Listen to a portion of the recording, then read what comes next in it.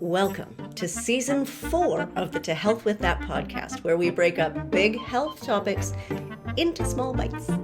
I'm your host, naturopathic Dr. Amy Newsel, and this season we'll dive into something we are all familiar with: fatigue. What is it? Why does it happen? Most importantly, how can we fix it outside of this? Coffee. Also, you can enjoy the video version of this podcast on YouTube. The channel is at To Health With That. Can't wait to see you there. This week, we're going to talk about the first 2 of 4 big patterns in sleep disturbance. Narrowing your sleep disturbance down to these 4 patterns can help you to really pinpoint what might be some of the causative factors. So paying attention to the ways you don't sleep really helps. Pattern number 1 is difficulty falling asleep. There are a number of factors that can contribute to this type of sleep disorder. So let's dive into some of the most common ones. Low melatonin. And this problem comes down to modern life. If you stare at a screen all day, like I do, it's pretty rich to expect your body to be able to make the sleep hormone melatonin, which uses nighttime darkness as a trigger. The answer here is not necessarily taking melatonin at bedtime, although that can help for some people. The answer is actually having a fixed wake-up time every day, getting 15 to 30 minutes of bright light in the morning, preferably natural sunlight.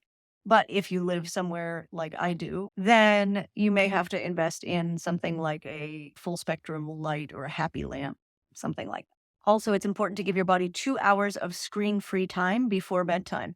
And I know that seems like the Herculean task, but low lights and screen-free time really, really helps because we are not meant to face our eyeballs towards light sources. It's not what we're supposed to do. Magnesium deficiency. So magnesium is your body's natural and most important muscle relaxer.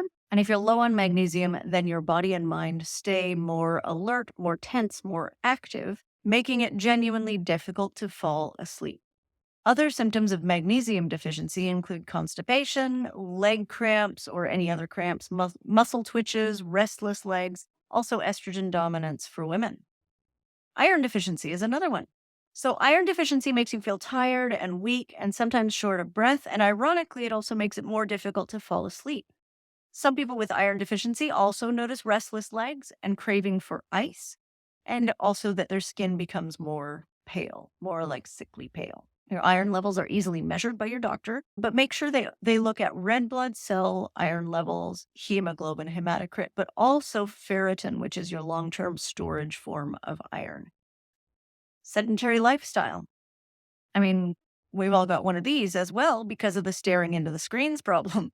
So the modern world is great at wearing us out mentally while we get literally no physical activity. It's a problem. If this is the case for you, it can seriously hurt your sleep. Even 20 minutes of exercise or active time during the day can make a big difference. Pain. In this situation, it's best to work with a doctor or care team that are focused on your pain because, unfortunately, trying to work on the sleep on the back end isn't going to help unless you get the pain managed, right? High nighttime histamine is actually a big problem too. So histamine is one of the neurotransmitters that actually helps you to wake up in the morning, which is great.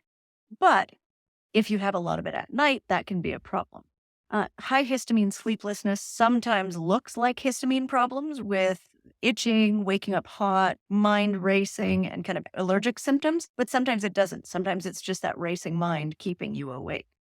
To help manage your nighttime histamine, avoid high histamine foods at bedtime, like aged cheese, fermented foods, leftovers, and also alcohol. Taking a binder like activated charcoal after that dinner time meal can really help to gobble up some of that histamine. That is not a good long-term solution, but if a binder after that meal helps, then it's a good indicator that histamine really is behind it and you need to pursue getting that histamine down. The second big pattern is difficulty staying asleep. So the perfect sleep, you fall into bed, you drift off easily, and you wake up in the morning feeling rested. Who does that? So here are some of the most common contributors to that problem. Number 1, high cortisol. If you've been under a lot of pressure for a long time, which is everybody, then the system that takes the biggest hit is your adrenals. Your adrenals help your body respond to stress, but if you're constantly stressed out, then those poor little babies are pumping out hormones for all they're worth and they get tired. We'll talk a lot about this further down in the season because this deserves its own whole chunk of time. But nighttime cortisol spikes are a common reason for nighttime waking, and they usually follow a pattern. Like I wake up every morning at 4 a.m., I'm awake for 2 hours, then I fall back to sleep 20 minutes before my alarm rings, and then can't wake up because I'm so groggy. Doing everything you can to reboost your circadian rhythm, like the sunlight darkness trick, that will really help. And also, melatonin can help because it balances out cortisol. But also, it's especially important if you think this is you to really work on balancing your blood sugars. Balancing your blood sugars can really help your adrenal health. With or without cortisol, blood sugar imbalances are a huge problem for sleep. So whether your blood sugar is unstable because of your adrenals or just because of your diet or genetics or whatever, low blood sugar is actually a life-threatening event, right? So your body's going to wake you up for that. Of course it is, because if it lets you sleep through it, you might be dead. So suspect low blood sugar if you crave sweets or carb-type foods, especially if you crave them in the middle of the night. But even if you're craving them before bed, that's a problem. If you wake up in the night hungry, it's often low blood sugar, or eating makes you fall asleep more easily. That is also probably a blood sugar issue. If you notice any of these in yourself, really focus on a high-protein breakfast and a high-protein dinner. Anxiety. Nighttime anxiety ties into your adrenals as well, so this could be partly the cortisol stress issue, but it can be just plain old anxiety. Bummer. So if you wake up at night thinking about something you forgot to do, worrying about a coming event, or just worrying, then it's definitely time to find some healthy coping skills to help you with the anxiety. Keeping a pencil and paper and book light by your bed, right? Like one of those little lights that only lights up the page and not the room. That can help if you wake up thinking about work or creative ideas, because then you can just jot down your idea. You'll remember it. You can look at it tomorrow and then you can go back to sleep, hopefully. But if you're worrying about a loved one or something that's going on in your life, then learning some basic anxiety tools like meditation or how to break mental bad habits can really help. If you want to learn more about breaking mental bad habits, go back and listen to season 1, episode 34, which is called Breaking Mental Bad Habits. Today. Okay. Pain is also a factor in waking up from sleep, but again, this is best addressed by a pain specialist. There's no quick and easy fix. Restless legs or leg cramps. These are a nice, easy way to wake you up in the night, and it's typically a sign of one of 3 things: magnesium deficiency, iron deficiency, dehydration. Your doctor can test your iron, but the other 2 are best explored by you at home. If your iron is fine, then try the magnesium and the hydration, because those things are really crucial. If you feel like you do nothing but drink and the water just goes straight through, try adding some electrolytes to your water. That can really, really help. Histamine spikes in the night can certainly wake you up. And one of the most frequent culprits here is drinking alcohol in the evening. I hate to say it, but with age and higher histamine levels, we don't tolerate alcohol terribly well at bedtime, and it is definitely not conducive to a good sleep. As mentioned earlier, having a bit of activated charcoal before bed can help, but it isn't a long-term solution. Some distilled alcohol is lower in histamine, but it's still alcoholic, so there's still a histamine spike.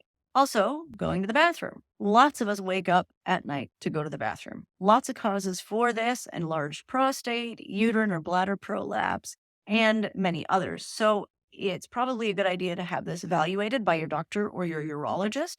But barring any structural problems, sometimes this comes down to timing and circulation.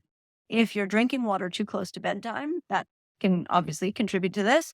But also, if your circulation isn't great, then you'll notice that when you're standing up, you don't have to pee all the time. But as soon as you lay down, you have to pee every 15 minutes. That is an indicator that your circulation is not the best and your kidneys are getting most of the action at night when you're horizontal. If that's the case, you need to work on your circulation, because that's a bigger problem than just your bladder waking you up at night, right? So cardiovascular exercise, taking care of your heart health, potentially, talking to your doctor, all of those things. Thank you so much for watching or listening this week. I hope you enjoyed it. We will continue our conversation about the last 2 patterns in sleep disturbance next week. I would love it if you would leave a review on your favorite podcast channel if you're listening on a podcast channel. If you're watching on YouTube, go ahead and leave a comment or a thumbs up or a whatever. See you next week.